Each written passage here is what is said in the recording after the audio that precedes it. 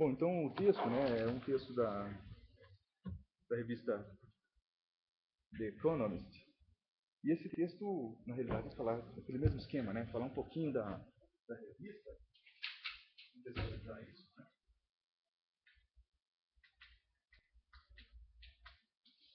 É um texto de final de 2013, né? Então é um texto recente. E esse texto vem dentro de uma seção da revista que é justamente um especial, eles chamam de especial, né? Uma abordagem especial. São vários textos, na realidade, falando sobre crise econômica, né? E falando sobre capitalismo.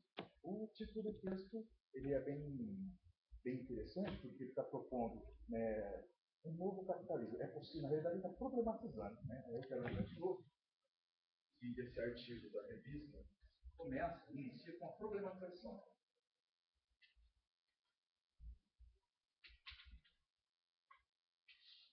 Eu falei para vocês várias aulas sobre a popular história.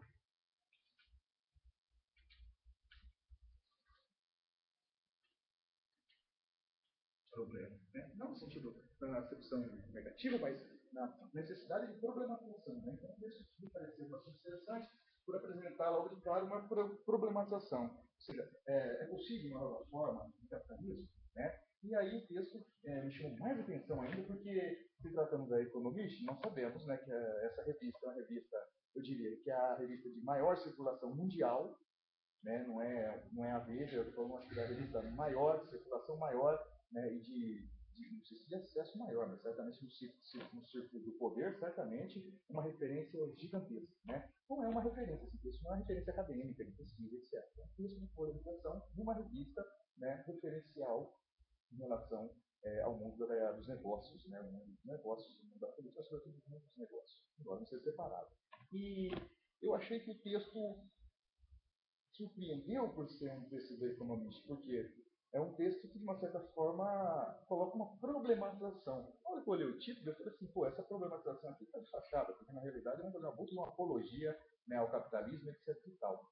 Mas foram, acho que, uma honestidade intelectual muito interessante. Né? Coisa que, se vocês lerem com mais frequência essa revista, vocês vão ver que, em dados momentos,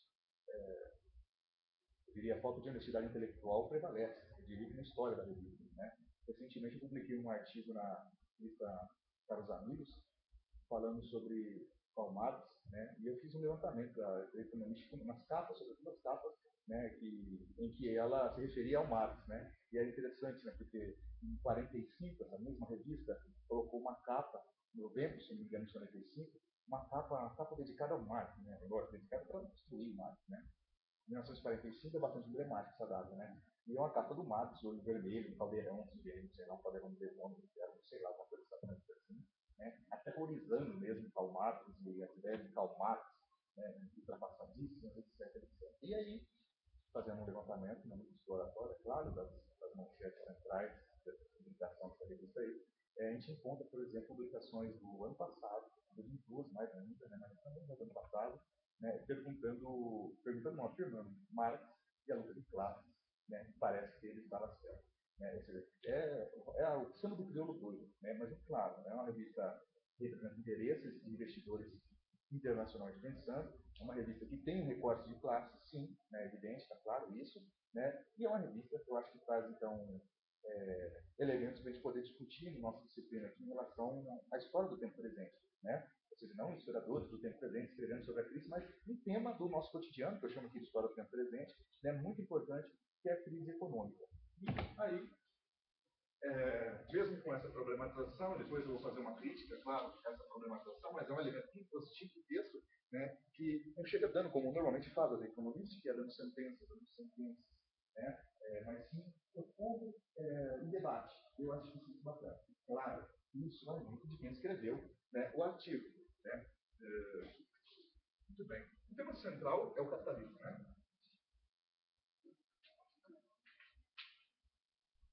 Vejam só, é um problema, uma problematização do capitalismo, que é questionando e perguntando se não seria possível uma outra forma, uma outra faceta, talvez essa palavra faceta, forma, modo, talvez, de melhor tradução, né? Um capitalismo, ou seja, um capitalismo novo, um novo capitalismo, né? Uma nova forma.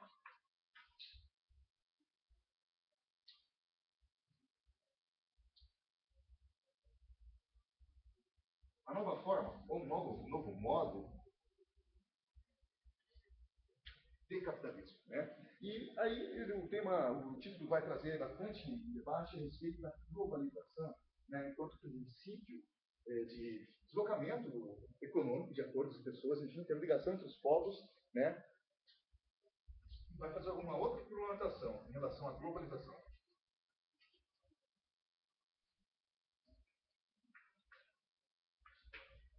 Eu estou colocando interrogação porque ele problematiza. A globalização realmente provocou, possibilita hoje, ela possibilita o deslocamento entre as pessoas, ou, pelo contrário, ela acaba segregando cada vez mais. Né? E aí o autor usa uma palavra chamada assim, ressentimento. Né? Não está traduzindo, assim, ressentimento. Essa limitação do mundo globalizado, limitação que eu digo, a impossibilidade de que todos, portanto, um caráter universal,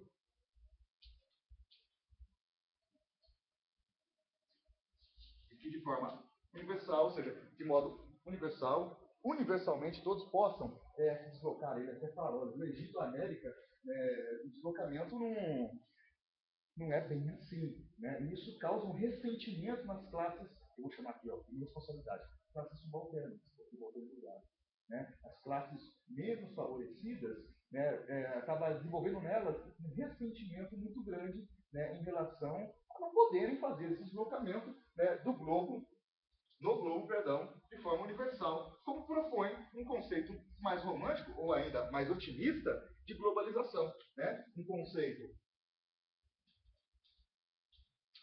de interligação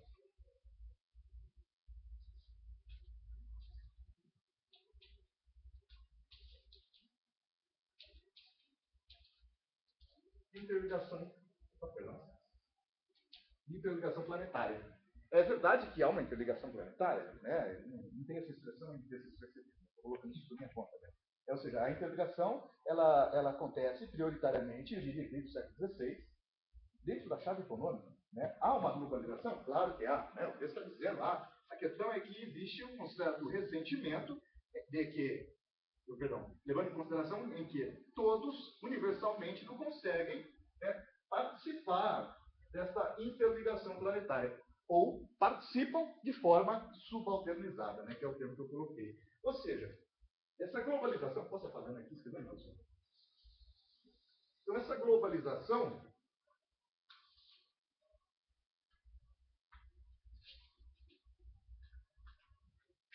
vou escrever globalidade, a globalização em relação à possibilidade de sociabilidade, etc. Então, vamos chamar assim de globalidade. A globalidade, ela tem lá seus primórdios, eu não vou ficar aqui citando, porque eu sei que vocês já sabem isso, do contrário, a gente pode, porque é muito importante continuar, mas ela tem início para alguns historiadores, para alguns economistas, para muitos analistas, historiadores, analistas, pessoas que fazem curso de RI, no século XV e século XVI, emblematicamente no século XV, né, com as navegações.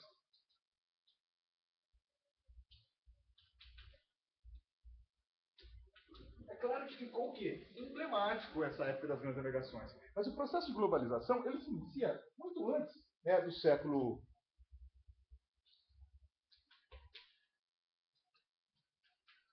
XVI. Se nós pensarmos muito antes, vai ficar um pouquinho anacrônico, ok? Mas eu vou colocar muito antes, no século, pensar assim, colocar o século XV, é 14 para o 15. Nós já temos o quê? Uma globalidade no seu caráter econômico. Financeiro, para ser mais específico ainda. Fica uma espécie de globalidade financeira. A financeirização globalizada do século XV. Como assim? Eu estou pensando em Gênova, Veneza, sobretudo. Né? Estou pensando em um ciclo, eu vou chamar de ciclo aqui só para me fazer entendido. Né? Um ciclo italiano de interligação entre os povos em relação ao setor econômico, né? De globalidade.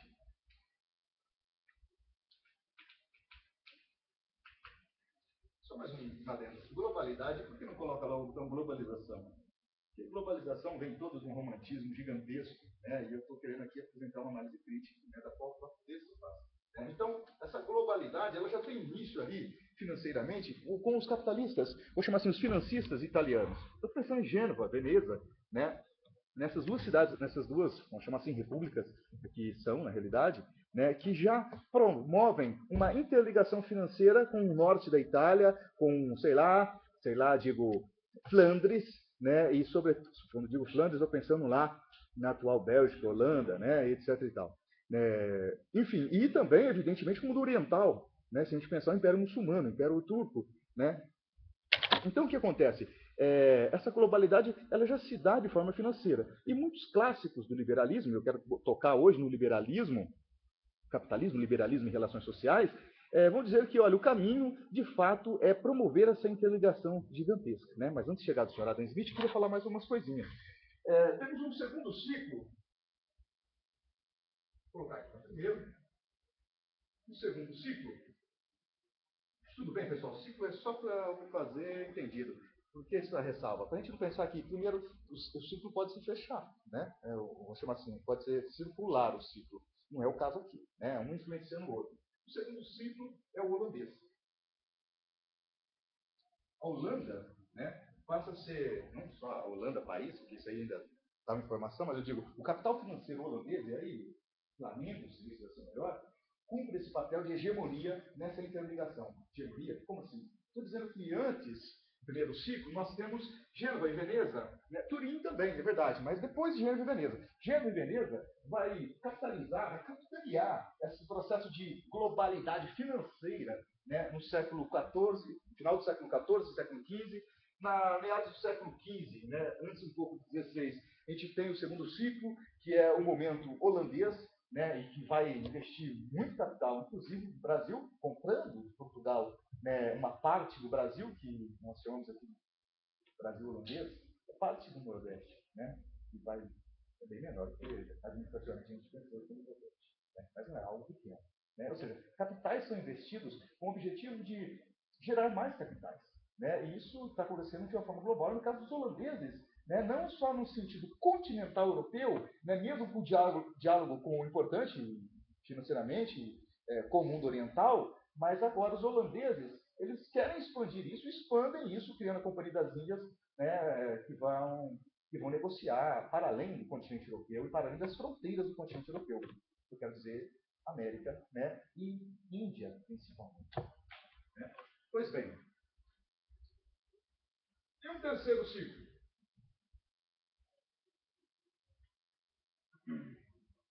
Muitas pessoas entendem que o terceiro ciclo é Portugal e Espanha promovendo essa globalização. Né? Portugal e Espanha já se encontram dentro desse ciclo holandês, vamos chamar assim, Flamengo. Né? O terceiro ciclo que eu queria apresentar aqui para vocês, eu estou tentando ir para além do texto, óbvio, né? É o inglês.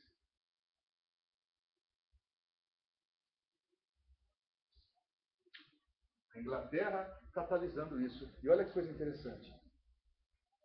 Eu estou tentando falar aqui de globalidade.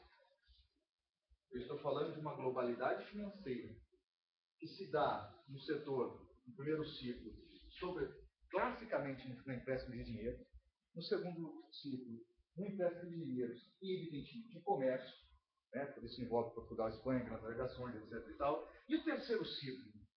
O terceiro ciclo envolve tudo. Está vendo? Não é um ciclo que fecha, é um ciclo aspiral.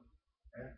Capitais italianos são investidos ao lado e com e no, vou chamar assim, capital holandês, e o mesmo é investido, né, e agora aqui com uma característica na Inglaterra, agora aqui com uma característica importante. Claro que tem o setor financeiro, é claro que tem o setor do comércio, mas agora aqui eu estou falando da indústria. Hoje, não tinha indústria aqui? Claro que tinha. Mas as grandes taxas de lucro não eram auferidas a partir da produção das mercadorias, mas sim do empréstimo de dinheiro, financiamento, que alguém poderia até fazer, né, e faziam. Indústria. Ok? É o capital industrial. Né? Ou seja, que envolve todas as esferas da negociação que eu citei até agora aqui. E esse capitalismo ele tem um fundamento, ele tem uma forma de funcionar. Né? Se nós pensarmos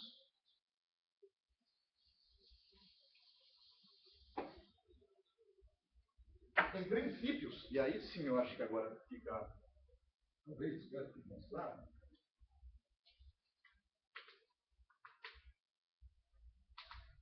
Princípios econômicos. Então, só para a gente não se perder. O texto está problematizando da economia, do economista, uma nova forma de capitalismo. E capitalismo? Né? Eu estou tentando tomar uma historicidade aqui de etapas possíveis de serem identificadas no capitalismo, né? E aqui agora falando dos princípios, e vou falar, evidentemente, do liberalismo.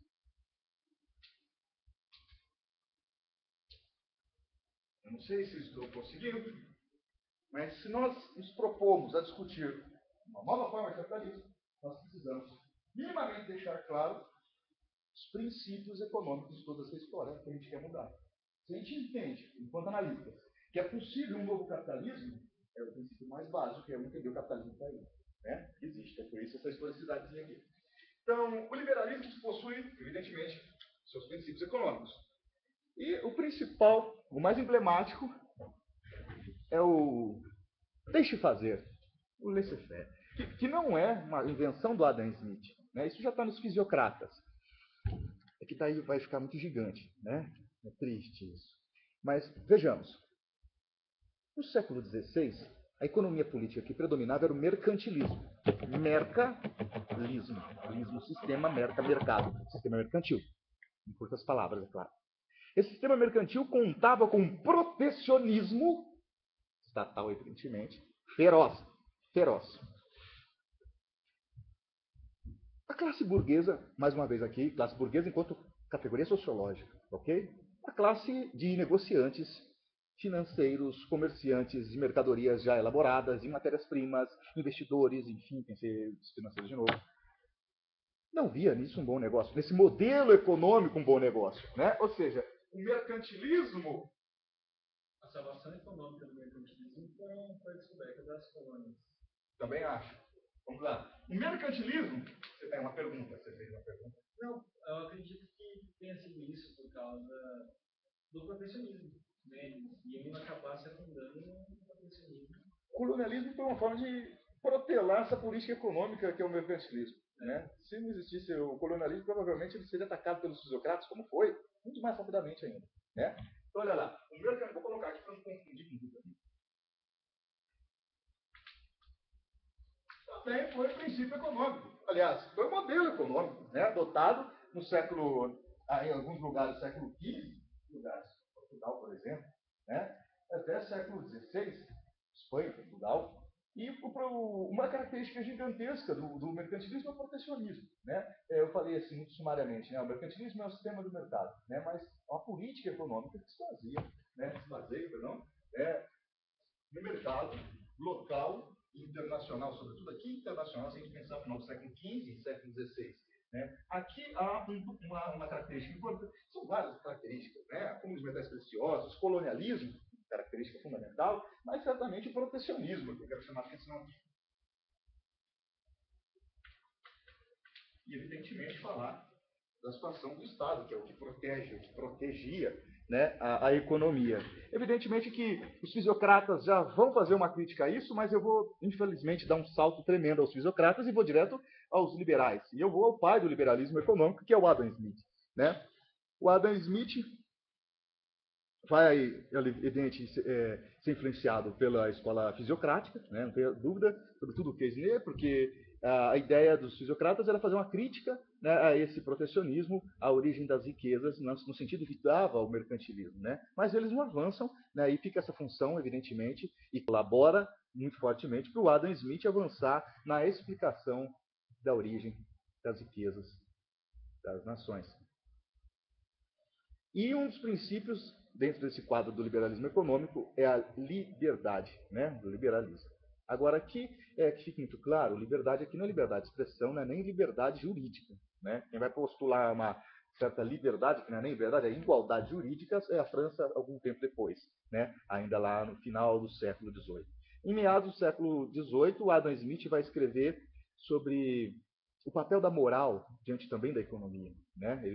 A primeira obra dele não é A Riqueza das Nações, mas é sobre a origem da moral, né, e como ela se manifesta na sociedade. Muitos autores, John Locke, Thomas Hobbes, acreditavam que a moral é algo inato, nasce conosco. Nós temos um princípio moral. O Adam Smith representa um avanço tremendo, né? Não estou desconsiderando esses que eu citei, mas eu digo, há um avanço importante no Adam Smith, porque ele entende que a moral é histórica, né? A moral é criada, né? E existem princípios a serem seguidos, e ele pensava, o Adam Smith, o que é o bom? O que é bom para mim tem que ser bom para você também. A proposta literal dele é essa, né? Na sua obra sobre a moral. O que é o correto de ser seguido? Qual é o melhor comportamento? Né? Ele não está trazendo isso para a economia ainda na primeira obra, né? Mas o melhor comportamento é aquele no qual eu, ao me colocar na sua posição, consigo ponderar se faria o mesmo ou não, se é pertinente ou não. Um exemplo melhor. Eu acho que uma pessoa está falando muito alto. E aí, para eu realmente ter certeza de que esse meu juízo não é um juízo equivocado, eu devo, essa é a proposta do Adam Smith, eu devo me colocar no papel dela, eu devo me colocar na situação dela, pensar como se fosse ela e ponderar a partir daí se eu estou realmente tendo um comportamento, vou chamar aqui, antissocial ou não, aceitável ou não, é assim mesmo pela sociedade. Né? E se de repente eu me colocando na situação dela, pensando a partir dos pressupostos da tal pessoa, não vou nem criticar o Adam Smith aqui agora, eu só quero apresentar um pouquinho, bem pouquinho, da ideia dele. Se eu conseguisse fazer isso, ok? Então ele entende que dá para fazer isso, então eu tenho que me colocar no papel da pessoa e aí eu vou analisar, né? Vou dar um exemplo, sei lá. O diretor do campus aqui está vendendo coxinha a $80. Pô, mas $80, né? Peraí. Daí para eu saber se está certo ou não, se é uma conduta ou não, né? Embora eu esteja lá trazendo para a economia, eu tenho que me colocar no posicionamento dele. Né? E qualquer outra situação. E daí, ao me colocar no papel do outro, e aí eu conseguindo, considerando a realidade histórica do outro, aí vem uma crítica ao Smith que eu não vou poder fazer agora, né? Mas, ou seja, eu conseguiria avaliar realmente, agora sim, me colocando na situação dele, eu também faria a mesma coisa, eu venderia R$80, sei lá como eu falei, 80 não sei o quê, né? Ou ainda, né, enfim, tomaria tal atitude. Não estou falando muito alto, eu acho que realmente, dada a situação, lá onde ele está é ruim para poder falar, eu também falaria alto. Né? Então há um princípio moral também aqui muito importante. Né? Agora, a grande obra, né, do Adam Smith não é essa, né, sobre a moral. Embora isso seja importante, ele está buscando isso no Aristóteles. Olha o grau. Estou falando do Adam Smith, um clássico que deve ser respeitado e todos os marxistas respeitam, não tenha dúvida nenhuma, né, o Adam Smith, porque é um gigante, não tenha dúvida que é um gigante. Quando ele vai falar, então, da origem das riquezas, da origem da riqueza, como o capital se reproduz, ele, diferente dos fisiocratas, que é a sua escola inicial, né, seus mestres são fisiocratas, ele vai discordar, ele vai dizer que não, a terra não é a origem de todas as coisas, toda a riqueza, mas sim o trabalho. Uau, temos aqui uma revolução. Temos aqui uma revolução Adam Smithiana. Por quê? Ele passa a considerar ele dá ao trabalho o papel central na origem das riquezas. Olha só, gente, eu estou aqui, me perdoe, eu não vou saber falar a data, mas eu estou aqui em 1850, 45, isso. Isso mesmo, perfeito, perfeito. Né? 1776, onde eu estou, né? Até essa data, obrigado, é isso mesmo, obrigado. Eu tinha feito essa associação uma vez na minha vida, tinha esquecido, agora eu não vou me esquecer. Ou seja, 76, uau! Até 76, até a dita Revolução Americana, independência dos Estados Unidos, não existia, ou ainda de uma forma mais lapidada, mais acertada, uma explicação científica, material, histórica, da origem das riquezas.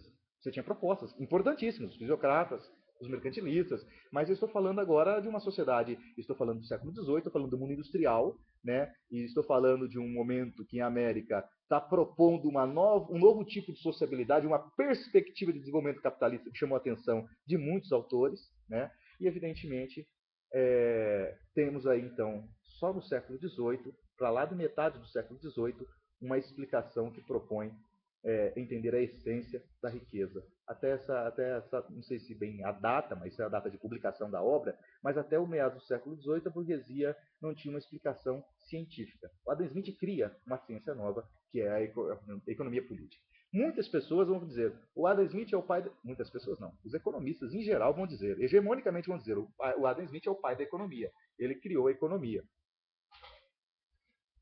Veja bem, o Adam Smith criou a economia política. Né? Estou discordando aqui de muitos professores que são economistas e que reivindicam, é legítimo, né? Mas os economistas entendem que o Adam Smith já criou a economia em tal como uma ciência política, uma ciência econômica, como a gente conhece hoje.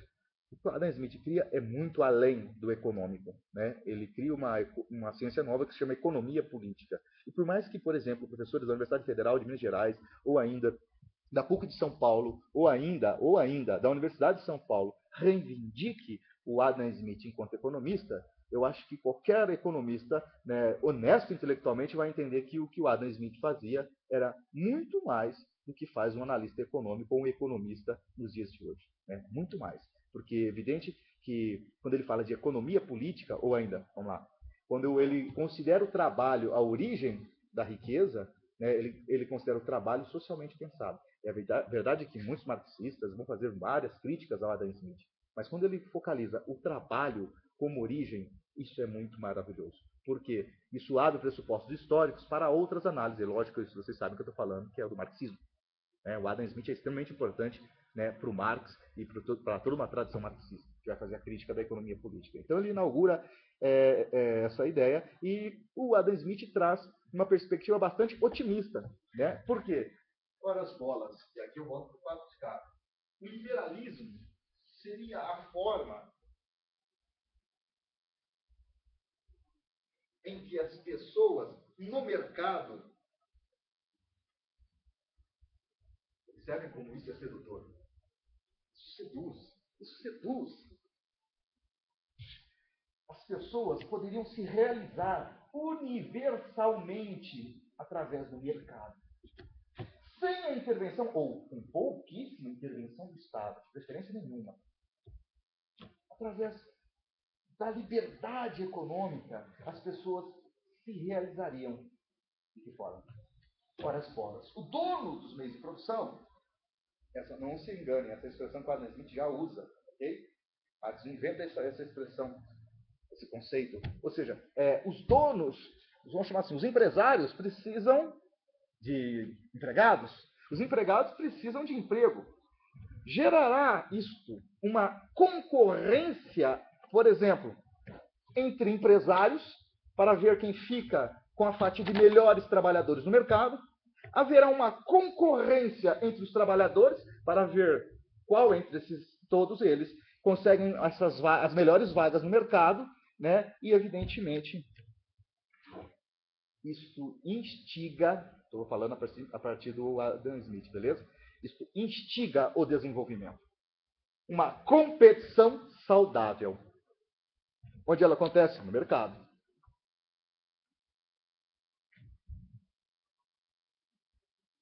Uma mão invisível, esta é a metáfora genial que ele usa, que evidentemente não é usada da mesma forma genial pelo Sardenberg, nem pelo Guido Mantega.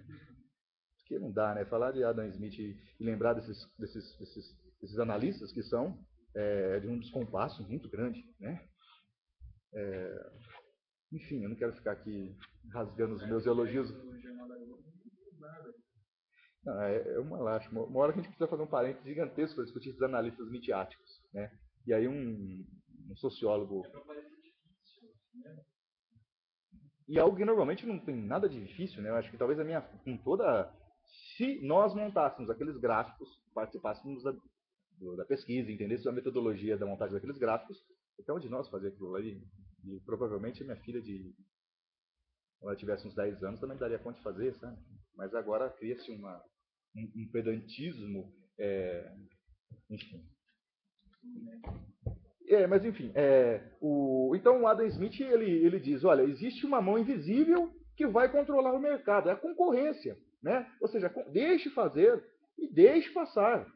Se você quer vender R$80, né, a sua coxinha, olha as bolas. O princípio do liberalismo, o princípio de liberdade econômica no liberalismo está justamente no fato, e a crítica dele, do liberalismo ao Estado, no fato de que ninguém, nem o Estado, pode dizer, não, a sua coxinha não pode ser vendida a R$80. Isso é um princípio importante que até hoje os capitalistas defendem. Né? Lógico que no final da aula eu vou fazer crítica a isso, mas vamos apresentar com honestidade aqui. Ou seja, o princípio gigante e simplório, por conta das minhas limitações, do liberalismo é: no mercado eu me realizo. E ninguém, principalmente o Estado, pode me impedir desta realização. Seja subsidiando você e não eu. Seja alguém e não eu. Seja dizendo quanto eu devo ou não vender a minha mercadoria.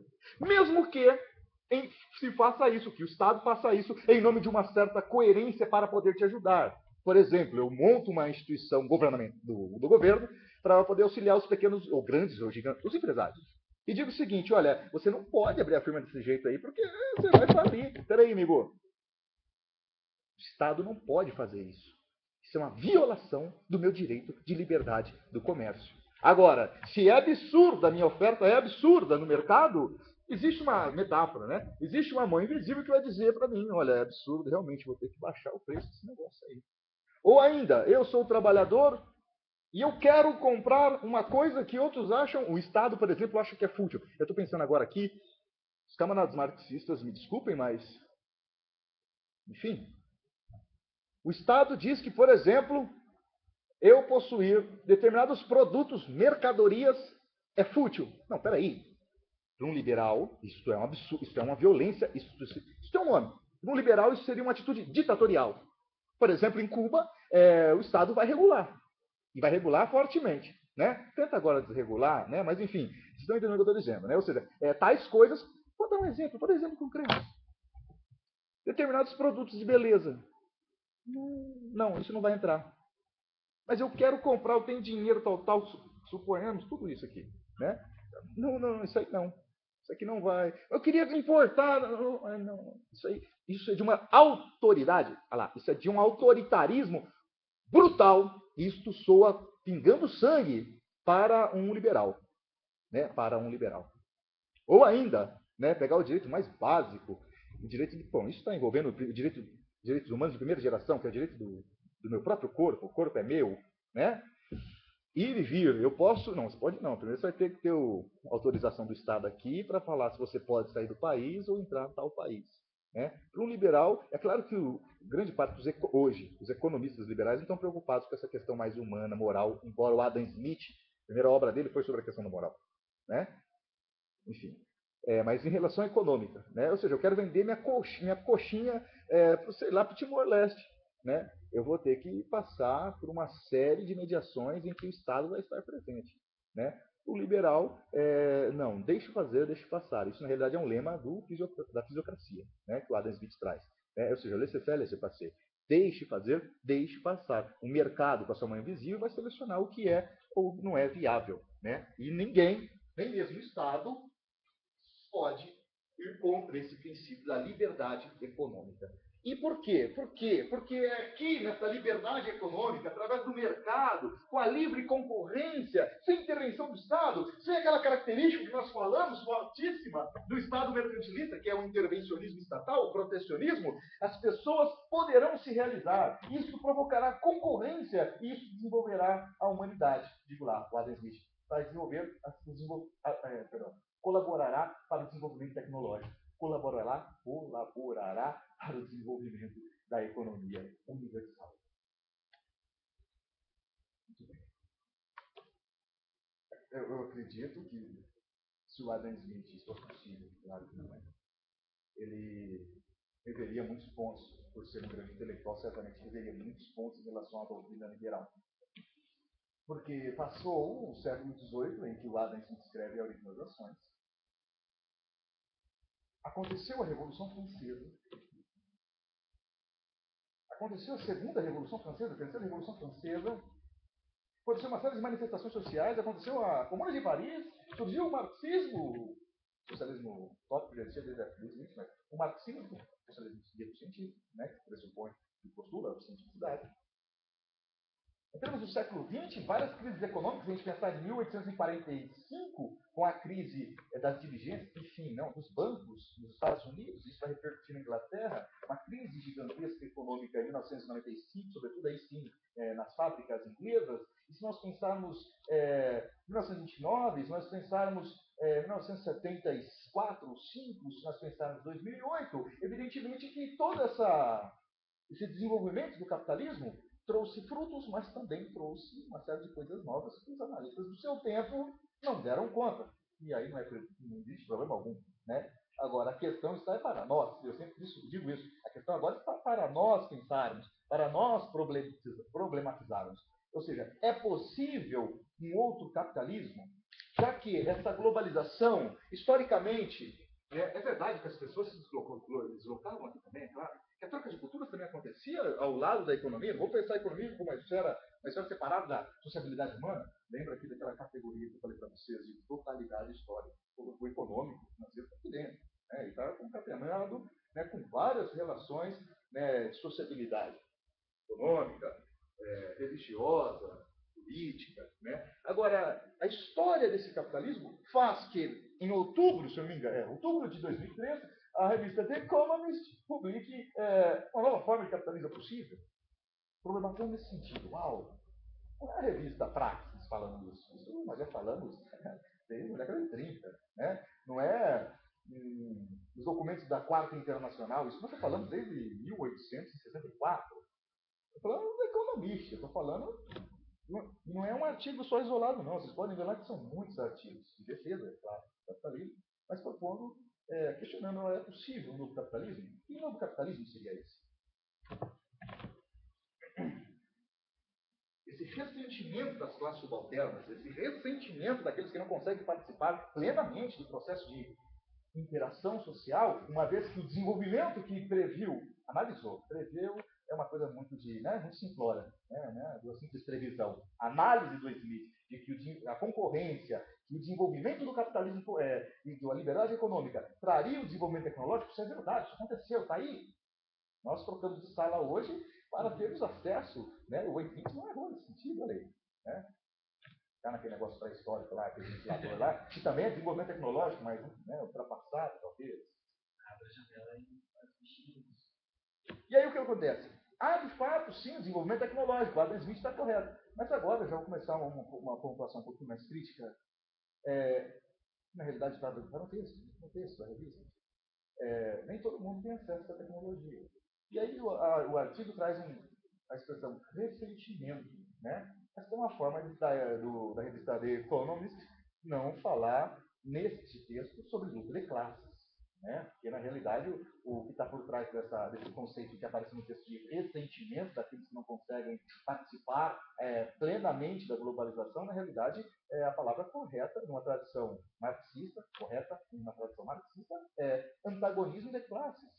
Né? É claro que eu não vou esperar tanto de uma economia. Mas o fato é que este mercado, como espaço de realização,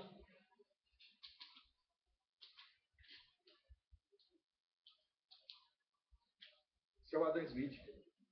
Morreu isso? Não, são os liberais hoje também. Schumpeter, por exemplo, defende que o mercado é o espaço não sei se vocês conhecem, o Schumpeter é um austríaco, né? Ele defende que o mercado é o espaço da realização mesmo. E não, ele vai ser mais direto, claro, né? Ele é mais recente, ele disse certo.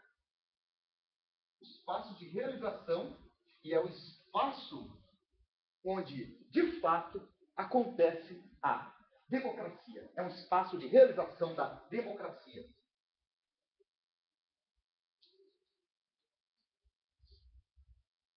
Olha bolas. Isto é muito tentador. Isto nos chama, para nos chamar a atenção. Se o mercado, de acordo com uma tradição liberal, e aqui você tem só dois, né, o Adam Smith e o Schumpeter, você tem agora de passagem, né, porque ele dá ênfase. E o único espaço de realização da democracia é no mercado de liberalismo. Olha como é tentador isso. Pensar que o mercado é um espaço de realização humana. O mercado é o espaço, por excelência, onde pode ocorrer a democracia. Eu vendo ao preço que quero, compro ao preço que quero, vendo o que quero, compro o que quero. Eu vou ao shopping, ou ao shopping virtual, ou vou, enfim, ao mercado, né? E aí eu vou comprar o que eu quiser. Por exemplo, nesse exato momento da aula, eu posso entrar aqui, por exemplo, no Mercado Livre ou no Amazon e comprar o que eu quiser. Ou olhar tudo e não comprar nada. Ou olhar tudo e comprar algumas coisas. Isso é democrático. E eu, como vendedor, eu posso oferecer o que eu quiser aqui, respeitando alguns limites. Ok? Eu posso colocar aqui que vendo crianças negras. Polícia Federal batendo na minha casa. E, em tese, posso colocar, mas, né? Tem a mão invisível, às vezes ela não é tão invisível assim, né? Mas eu posso vender, por exemplo, serviços sexuais. E aí a moral entra em uma instância X, a moral entra, mas é só em uma instância X. Né? Eu posso vender, por exemplo, remédios controlados. Não no Mercado Livre, mas ele tem a Deep Web. Sim, eu pensei nela. Que é muito maior. Eu posso vender crianças pela Deep Web. Eu posso comprar uma prestação de serviço. Estou falando do mercado ilegal, tudo bem? O liberalismo propõe uma certa legalidade também das negociações. Legal? Para a gente não pensar aqui e ainda ficar defraudando do tipo, o Adam Smith também propunha tráfico de... Não, né? Mas a questão é, a liberdade, nos parâmetros legais. Agora, o Adam Smith está 76 escrevendo isso. A gente está no século XXI e isso existe. Né? Isso é fato. Né? Se a Deep Web é uma lenda ou não, lenda não é porque ela existe. Né? Concreta, é tangível. Meio tangível aqui, né? Mas, enfim, eu posso vender o que eu quiser. Vamos pensar no mercado legal. Né? Eu posso vender cigarros. Olha que bacana. Mas espera aí, não é... Peraí. Eu sou vendedor de cigarros. O Estado vai dizer, não pode vender cigarro, é proibido vender. Tem alguns estados, não o nosso estado da federação, mas alguns países, e alguns estados de alguns países que vender cigarro é proibido. Né? E para um liberal, isso é uma violência de um autoritarismo tremendo. Porque isso tira o meu direito de vender cigarros. Mas cigarros fazem mal, tudo bem, mas é legal, é legal. Não é muito moral, é legal, então eu posso vender. E ninguém, em tese, defende os liberais, pode me impedir disso. Mas as pessoas vão induzir. Não vai induzir ninguém. Quem vai comprar, que compra porque quer comprar. Mas as pessoas vão ter acesso a um produto. Tá? Eu até coloco aqui, esse produto tem quantas substâncias tóxicas, causa câncer, potência sexual, não vai trepar direito. Agora, se a pessoa quer comprar, para as bolas, quem é o Estado para proibir? Eu de vender e ela de comprar o produto? Ontem morreu o último da propaganda da Não acompanhei. E agora, quem somos nós se fôssemos o Estado? Né?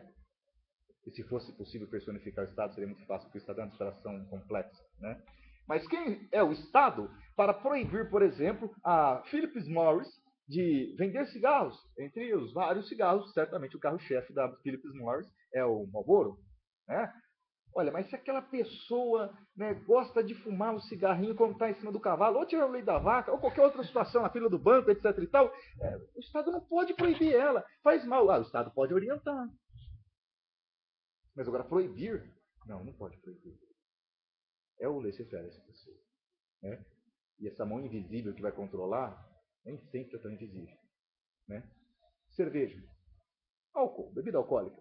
Rapidinho, sem moralismo, mas me desculpe, vai soar moralismo, mas sem moralismo, acreditem. É a droga que mais mata em todo o planeta Terra. Nem só no Brasil, em todo o planeta Terra. É legalizada, no nosso país é legalizada. Não, menor de 18 não pode. Tá bom, então maior de 18 pode comprar. Até esse menor de 18 anos, quem é o Estado para fazer? Mas o Estado está preocupado em garantir a segurança da sociedade, por isso ele entende que até os 18 o fígado não aguenta. Depois dos 18 até os 1000 anos, o fígado aguenta tudo, pode comer até ácido que vai dar certo. Então vale, né, a liberdade econômica. Então eu já estou aqui, de uma certa forma, questionando o liberalismo. Né? Mas a princípio, para o que nos interessa nesse momento da aula, pelo menos nesse bloco, nossa sessão, para o liberal, para um intelectual liberal, isto é de uma violência tremenda. O Estado intervir na economia no sentido de proibir o que pode ou não pode, ou taxar. Nossa Senhora. Por exemplo, taxa Selic.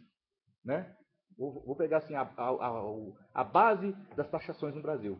Né? O Ministério da Fazenda, o Copom vai deliberar quanto vai ser ou não a taxa. O que é isso? O que é isso? Né? Isso é uma violência. Porque se eu quero emprestar com uma taxa maior, ou quem sabe até menor, quem tem que decidir isso sou eu, não o Estado. Estou colocando dessa forma porque depois eu quero apresentar algumas contradições. Né? Porque essa mesma burguesia depois vai correr no Banco Central pedir dinheiro emprestado. Né? A juros de 4% a 6% ao ano. Negócio de mãe mesmo. Então, o que eu quero chamar a atenção para é o quê? É o princípio liberal de que no mercado, o mercado aqui, pessoal, não é fisiológico, não. É enquanto uma relação social de compra e venda. E que tem que ser livre. Porque sendo livre, eu posso escolher se eu quero comprar um smartphone preto ou branco. Eu que vendo smartphones, né, eu escolho se vou vender, vou colocar no mercado, na parte de mercado, verde, roxo e preto e branco não. Não, mas tem que colocar, todo mundo quer o pretinho. Não, eu escolho o que eu quero colocar.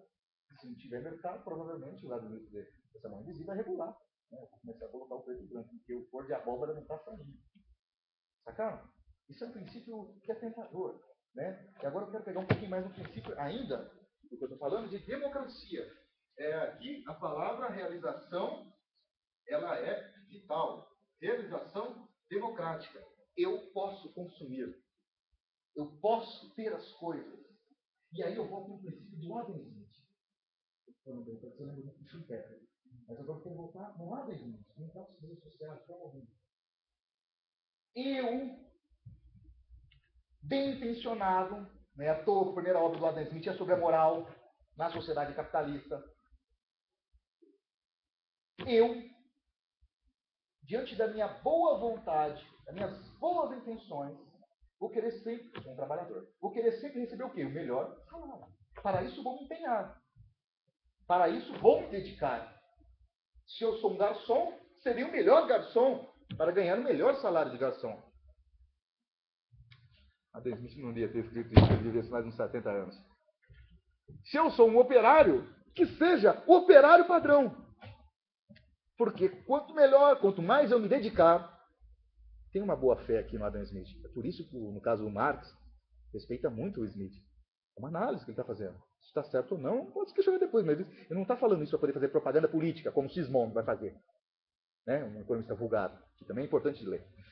O Adam Smith acredita que se a livre concorrência, ou seja, a busca pelo aperfeiçoamento e a livre concorrência vai fazer com que você se dê bem na vida. Se eu sou, por exemplo, faxineiro da Unesp, eu vou ser o melhor faxineiro.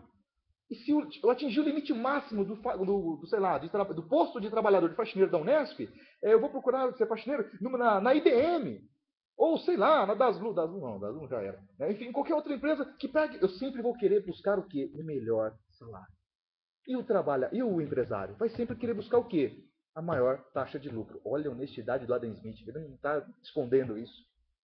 Isso é uma coisa que eu queria muito que vocês sacassem quando alguns marxistas, vocês vão ver muitos marxistas por aí, quando se refere com respeito a esses capitalistas clássicos, sobretudo o Adam Smith que eu estou falando aqui agora, é com muito respeito mesmo, porque é uma análise que ele chegou.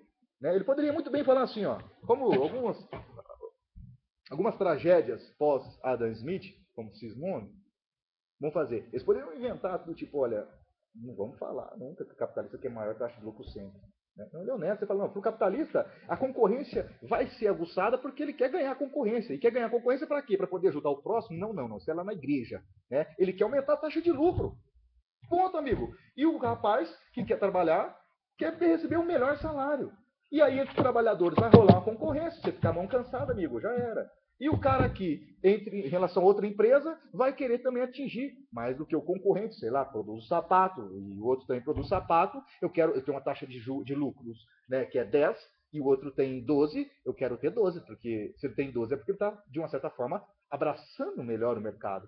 Está se realizando mais no mercado. E o trabalhador? Me permita focalizar o trabalhador. Se o trabalhador trabalha honestamente e busca sempre ser o melhor trabalhador para ter sempre o melhor salário, e para isso concorre entre os seus, ele vai beber de benefícios de toda esta dedicação, de todo este empenho. Se os trabalhadores buscam melhores salários cada vez mais e os conseguem, aqueles que se dedicarem vão conseguir, portanto, aqui, ó, vão se realizar, poderão ter o que querem. Poderão, por exemplo, comprar um smartphone ou uma casa própria. Ou, por que não, uma carruagem? Isso não é por isso, né? Ou, por que não, um carro zero. Não estou falando de fusquinha, não. Carro zero. Ele é empenhado, ele concorre, ele disputa no mercado. E ele vai lá, tem um nome limpo. Ele compra um carro financiado. Honestamente, trabalhando mês a mês, concorrendo entre os seus, sendo o exemplo, buscando sempre melhor salário, gratificações, horas extras, etc. e tal, ele vai se esforçar. E se ele se esforçar, ele conseguirá ter o seu carro, sua casa própria, pegando coisas simbólicas do capitalismo. Principalmente o carro. E ele pode trocar de carro rapidamente. Ah, mas várias parcelas. Você não tem nada a ver com a vida dele. A vida dele é a vida dele.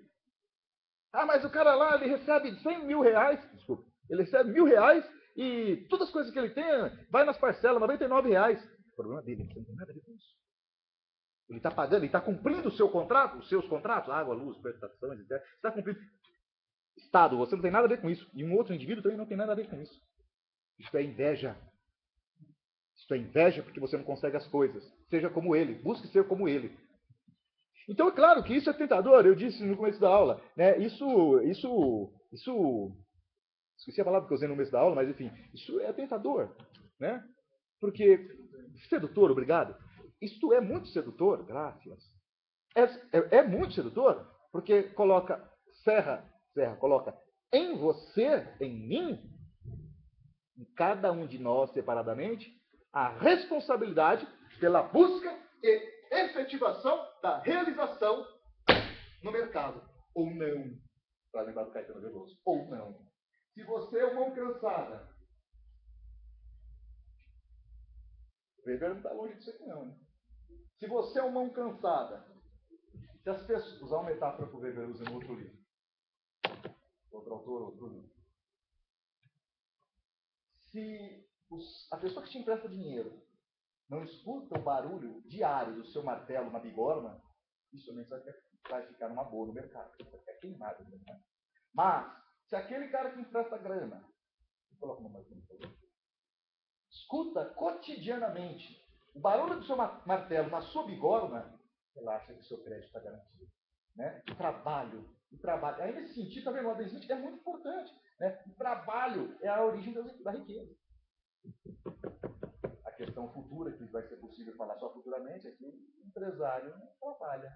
Né? Mas eu não vou entrar nesse ponto agora. Ficar pisoteando o autor, que é muito importante. Ou seja, o trabalho é a origem de tudo isso. Né? E agora, aqui, só para lembrar, já que eu citei aqui ousadamente, não é para falar nada do Schumpeter hoje, mas, enfim, a ideia de realização democrática. Né? E isso é sedutor, obrigado de novo. Né? É sedutor. Ora as bolas, pelo amor de Marx. Não vá Schumpeter, não precisa voltar lá no século XVIII, no Adam Smith, fica no Marx. O Marx também vai dizer que no capitalismo, e eu falei isso para vocês em outras aulas, o ser humano se realiza através do consumo. Isso é verdade. E nesse ponto o Schumpeter está correto. E nesse ponto o Adam Smith também está muito correto, pombas. Ora as bolas, enche o bolso aí de... Não vamos fantasiar. Pegue o seu salário, o dia do pagamento. Você fica triste? Pode até ficar depois que paga as contas e sobra nada. Mas na hora que você está com o dinheiro na mão, seja lá uma bufunfinha, uma bufunfona, ou seja lá qual for a quantidade de valor ali, expressa em dinheiro, nós ficamos felizes. Hoje é dia do pagamento. Hoje é dia sei lá como é que fala normalmente, pode falar de várias formas. Né? Hoje é o dia do pagamento. O pessoal fica triste, fala todo recibo, vou receber ali, tá, os caras pagam em dia. Imagina! A gente fica feliz. E fica feliz por quê? Porque a gente curte o cara que faz o pagamento do RH? Não é necessariamente por isso. Né? Mas é porque a gente vai ter uma quantidade de valor nas mãos para poder se realizar no consumo. Estou partindo do Marx. Agora vamos para os nossos autores de referência da aula de hoje. Vamos se realizar na onde? No mercado. No mercado. Sabe aquele sanduba que você não podia comer, que custa 12 conto? Saca? Ali na Bet Lanches, tal. Você está quebrado. Eu sei que é pouco. 12 conto, nem 12 conto. Acho que é 6 reais. Né? 6,80. Uma coisa assim. A porra lá. 7 conto. Vai. 7 reais. Na Bet que ensina um trailerzinho aqui. Ah, não sei. Ou do lado aqui. Um lanchezinho, x-bacon com salada, tipo 7 contos, vamos lá, só para fazer uma base, ou 8 contos, sei lá. Mas seja até menos. Mas o fato é o seguinte, você está tão quebrado, você não vê a hora de sair o pagamento para poder fazer o quê? Olha que coisa legal. Comer um lanche. E agora, você está comendo lanche e fica triste, essa bosta aqui. Não, você come se realizando. Consumo. Um consumo histórico, pré-histórico. Nós precisamos fazer isso. Né? Você está afim de comprar uma roupa, tua roupa, eu só lembro das minhas coisas, é foda esse exemplo doméstico. Suas camisas tá velha. Muito, são velhíssimas. Agora, você não recebeu o salário, você viu uma camisa que é até legal. Pô, trocar de camisa, né? Legal, né? Que tá ruim, já não tá cumprindo mais aquela função. Eu não tô nem entrando no fetiche do tipo, eu quero aquela de marca, tá ligado? Eu tô só falando de uma necessidade material. Preciso de uma vestimenta que proteja melhor o meu corpo, etc, etc e tal. E aí, quando você não tem dinheiro, você fica. Normalmente, é normal, tudo bem. Pode ter um pessoal meio doidão, né? Que fala, eu tô super feliz, não tem dinheiro pra porra nenhuma, né? E tô super feliz. Pode ter, pode ter. Agora, o fato é que não dá para negar é que quando você recebe o seu salário, você tem um dinheiro, mas o pessoal trabalhador recebe o salário, você lembra, pô, agora vai dar para comprar aquela camisa. Tá frio pra caramba, a época do frio que Marília pega, que eu tô ligado. Né? Só que eu tô sem grana, tal, não dá para comprar agora, tem que esperar o salário chegar, vou me empenhar, só que o salário não tá dando, já tá contadinho, vou fazer umas horas extras, vou me empenhar, etc e tal, e aí eu consigo, vou lá comprar o casaco, vou apelar agora, os meus filhos. Você vai ficar triste, amigo? Não, você vai se realizar. E você vai estar podendo ter acesso à mercadoria, se realizando com essa mercadoria, né, e evidentemente, de uma certa forma, expressando o direito democrático de consumir. Ah, mas todo mundo está usando. Pode se dar assim também, não quer dizer, porque essa pode dar a sugestão de que o consumo é sempre alienado. Não. Não, pode ser um consumo super politizado. Está todo mundo usando, sei lá, BlackBerry. Desculpa, BlackBerry ainda é a oposição, né, da Apple. Né? Está todo mundo usando o Apple, né, produtos da marca Apple. Né, e de repente eles falam, não, eu tenho a liberdade de falar assim, eu não vou usar a Apple. Né, eu vou usar um importado da China, porque eu gosto. Porque é super bacana, é super rápido o acesso, a conexão, é muito legal. Eu não acho que é mais. Enfim, né, eu tenho esse direito. Né? Não, eu vou comprar produtos que não são da Apple. Ou ainda, olha, eu tenho direito de escolher, por exemplo, não vou consumir produtos da Coca-Cola. Ou da Nike. Por quê? Porque está ligado à exploração do trabalho infantil na Colômbia, não vou comprar. Você tem esse direito, amigo. Né? Tá dando para sacar? Então, de uma certa forma, não vamos pensar aqui então de forma boboca, não, que eu não deixe aqui transpassar uma explicação que seja boboca, ao ponto de acharmos que essa realização é simplesmente alienada no mercado. Não, não pode ser super politizada. Super politizada. Tudo bem até aqui? Então, acho que isso é importante. E aí, voltando literalmente ao texto, né? Que tipo de capitalismo? Né? Uma nova forma de capitalismo? E aí eu acho importante a gente pensar algo que não está no texto, algo que não está sobretudo nesse princípio do liberalismo, que são os fundamentos do capitalismo. O Adam Smith ele tem a leitura do seu tempo muito importante. A concorrência vai fazer com que as pessoas consigam os melhores empregos. Né? A concorrência entre os produtores vai fazer com que eles consigam, que os vencedores consigam escoar melhor e mais mercadorias do mercado de consumo, que também está disputando. Né? E hoje em dia, literalmente, o pessoal faz fila na porta das representações da Apple, né, para comprar o produto, desesperados, aquela coisa toda. Né? Ou seja, a livre concorrência, isso tudo vai fazer com que a humanidade caminhe melhor, que a humanidade se realize. E aí o Schumpeter me permite de novo, que de fato a democracia se estabeleça, porque ela surge na Grécia no século V a.C., mas ela não se estabeleceu universalmente. O capitalismo é um modelo econômico que propõe uma sociabilidade em que, de fato, se o liberalismo for seguido à risca, as pessoas vão concorrer, vão desenvolver mais tecnologias, vão poder ter mais acesso e vão também se realizar democraticamente no mercado, escolhendo o que querem ou o que não querem consumir. Sejam produtos tangíveis, mercadoria, ou smartphone, ou ainda serviços, programas de TV, você tem o poder do controle remoto na sua mão. Muito bem. Isso é o que defendem os liberais até os dias de hoje. Defendem muito mais que isso, é claro. Agora eu proponho, nesse momento, formalizar uma crítica a esse pensamento liberal. Me perdoe, um pouco antes disso, a revista The Economist propõe um outro capitalismo. Uma nova forma de capitalismo é possível? Vou colocar só assim, ó.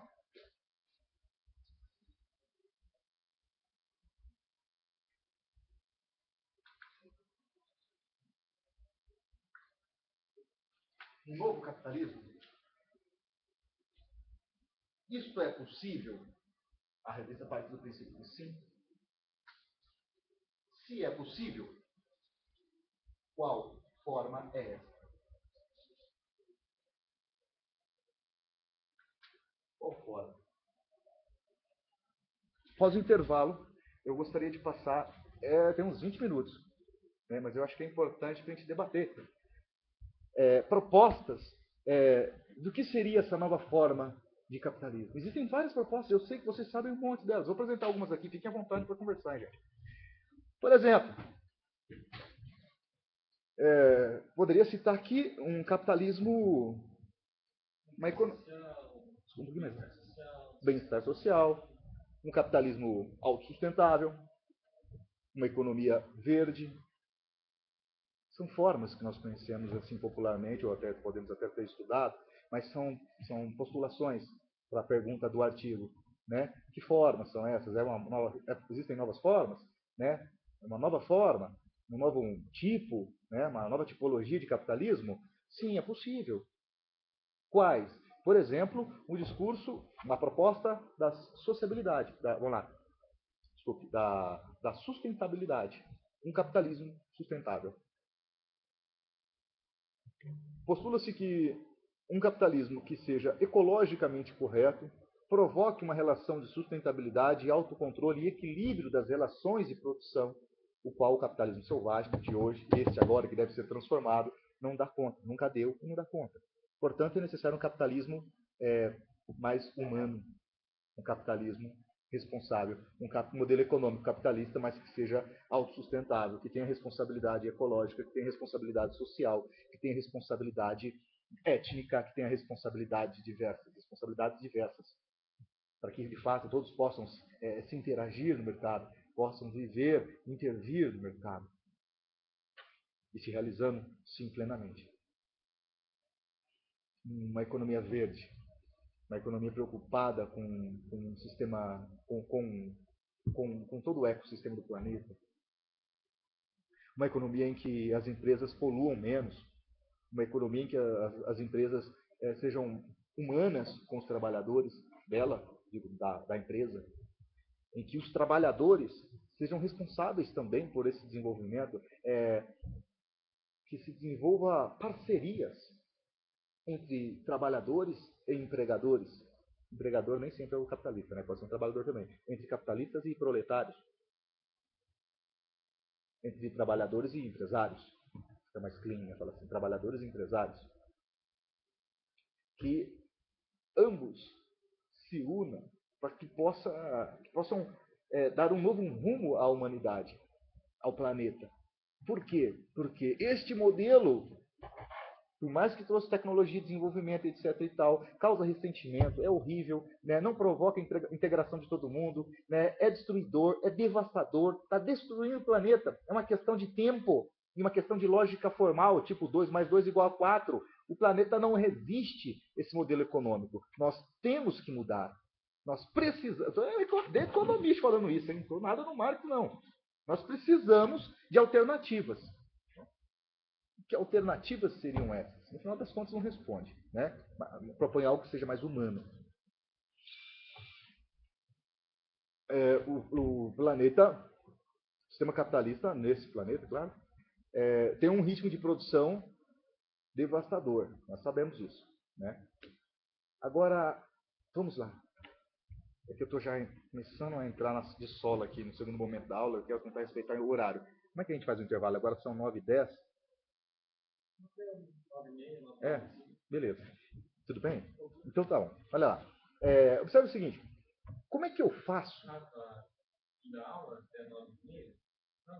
Eu pensei em intervalo até 9h30. Ah, tá. Parar agora e fazer o intervalo. Beleza. Então vou colocar só uma problematização. Se vocês concordarem, nós fazemos agora. Voltamos 9h35 por aí. Me ajudem. Como vai para Pompeia, passa em frente. Você mora aqui, né? Tá morando aqui? passa, então deve saber também. Quando eu estou indo para Pompeia, é uma indústria de salgadinhos, se eu não me engano. Dorim fica ao lado, quase ao lado ali daquele supermercado Atacadão. É doce? Doce. Ah lá, vocês já perceberam que ali fica 24 horas, eu não sei. Todas as quartas-feiras e quintas-feiras tem uma chaminé soltando fumaça super branquinha ali. Perceberam já isso? Só passei um semana. Eu acho que aquilo ali fica 24 horas soltando aquilo ali. Suponhamos que seja só de terça e quarta, né? Que é onde eu vejo. Como é que eu faço? Como é que chama essa empresa? Como é que eu solicito a Dorim? Ou como a Dorim participaria, caso ela quisesse? Porque ela, de acordo com o princípio liberal, ela pode não querer participar também disso aqui, tudo que estou falando. Que a The Economist está falando. Que essa revista está falando. Como é que ela continua a processar, dar vida, continuidade à sua linha de produção, sem produzir aquilo ali não é a fumaça respirada, certamente. Né? Aquela poluição mor, incrível, galera. Prestem bem atenção mais vezes que passarem por ali. Cria-se uma nuvem colossal, paira ali, dá até a sensação, pô, que nuvem legal, branquinho, parece que parece até que é água mesmo, mas não é, é produtos químicos monstruosos, né? E acaba integrando a paisagem, e é muito branquinho, né? Eu até cheguei a pensar, talvez eles devem colocar alguma substância na queima para poder fazer branquinho e ficar um pouco fora. Não sei, isso é só viagem da minha parte, que não cabe aqui agora, não interessa. Mas o que eu quero chamar atenção é, como eu convenço a Dorim, isso? Como é que eu convenço essa empresa a não poluir como ela está poluindo e, ao mesmo tempo, é evidente, que ela continue querendo sempre maiores taxas de crescimento econômico? Ela vai ter que investir em novas tecnologias, concorda? Muitas dessas tecnologias existem. Como é que, por exemplo, eu convenço a Marilã, por exemplo, a poluir menos? Eu não sei se vocês gostam desse cheiro de bolacha na cidade, né? Eu acho que morando aqui anos isso deve fazer até mal, ou se acostumam, enfim. Se caso, claro, não sei, me desculpe, mas se a Marilã provoca algum impacto ambiental, como convencer a Marilã, ou qualquer outra coisa, né, a reduzir no sentido de acabar absolutamente com esse impacto sem ofender a taxa de lucro que tem que ser sempre crescente dessas empresas? Como convencer essas empresas que poluem o meio ambiente ou não? Porque eu estou pensando numa economia mais verde, né? Mas agora vamos pensar na empresa no capitalismo de responsabilidade social plena. Como é que eu convenço? Aí eu vou ao eixo para fazer o intervalo. Como é que eu convenço o empresário que, na lógica capitalista, por conta da concorrência que ele tem, deve aumentar constantemente a sua taxa de lucro? Como é que eu convenço ele a diminuir a parte da taxa de lucro e aumentar o salário do trabalhador? Vivemos em uma situação de cheque. Extremamente complicado. Eu acho que nenhuma empresa. Tem a ver com a questão de mal do ano passado. Justamente. Pleno emprego, inflação, desemprego, aí, caso tivesse de público, tivesse de privado. Justamente. Saca? Então, assim, vivemos um ponto de contradição assim, histórico, e só que dessa vez não é um modelo mercantilista que está em xeque que vai entrar o capitalismo financeiro, ou ainda o sistema feudal que vai entrar o mercantilismo, ou o escravismo, predominantemente grego, romano, que vai entrar o mundo feudal, o mundo da agricultura, predominantemente. A gente não está nesse. O nosso cheque agora é um cheque difícil de sair. A probabilidade de um checkmate é gigantesca. E todo mundo não quer um checkmate. Todo mundo quer cair fora, defender o seu rei, quer cair fora do cheque. Né? Agora, o ponto de contradição, esse é talvez o mais potente da história da humanidade. Porque significa, em última instância, abrir mão de taxa de lucro para poder melhorar a situação. Rapidinho. Estados Unidos, Protocolo de Kyoto. Convenção de Copenhague. Mais do mesmo. Rio agora. Desculpe, não sei se é bem só assim simples, mais do mesmo.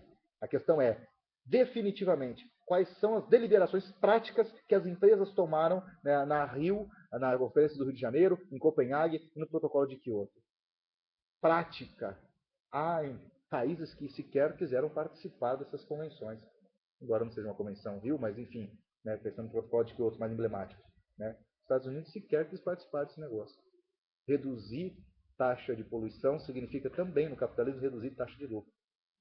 E muitos capitalistas não estão dispostos a isso. Agora, é verdade que muitos estão, né? Mas a gente tem que pensar na totalidade histórica. Vamos fazer um intervalozinho? E a ideia é a gente debater quais seriam essas formas, né? Que formas seriam essas? Isso é complicado, né? Uma vez o departamento... também, sabe? E aí o pessoal até capitaliza, já estão vendendo já isso faz tempo. A gente está numa situação, a humanidade tem uma capacidade criativa muito poderosa. E ao mesmo tempo é dialético contraditório, né? Porque ao mesmo tempo que nós temos essa capacidade poderosíssima de criação, essa capacidade criativa poderosíssima, junto, embutido com ela, vem a capacidade também de destruição. Né? Vocês colocaram telões? Eu vi aquilo. Uau! Eu vi aquilo. Exatamente, telões digitais, porque não tem como ver o pôr do sol. Eu vi aquilo, eu fiquei triste. Quando eu vi aquilo, eu falei, cara, talvez, tomara que seja em uma localidade, provavelmente são alguns lugares que não der, né, e tal, né? Centros industriais e tal. Falei, imagina a tristeza, assim, eu fiquei imaginando, sei lá. Nossa, eu amo jogar bola. Você não vê o pôr do sol, você não vê amanhã, nem nada, sabe? E aí vem um recurso, tecnologia, né? Esses caras são...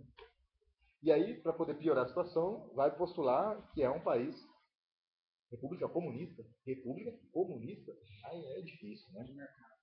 Aí, com áreas de desenvolvimento capitalista, nossa, é complicado. A China vale, deixa eu dar só um pauzinho aqui, vale, nossa, um debataço a China. Você conheceu o professor Cordeiro? Da aula de economia. Conheço eles de assembleia, de... Ele estuda bastante China. Não sabia. Eu sei que ele trabalha com economia, né? Sei que trabalha com economia, que ele é óbvio, né? Que ele é muito polêmico aí com os estudantes, depois que faz, deixou a gente de BT na greve. Não, a galera ficou cabreiro com ele. Eu lembro, eu conheço ele por causa disso aí, assim, porque galera...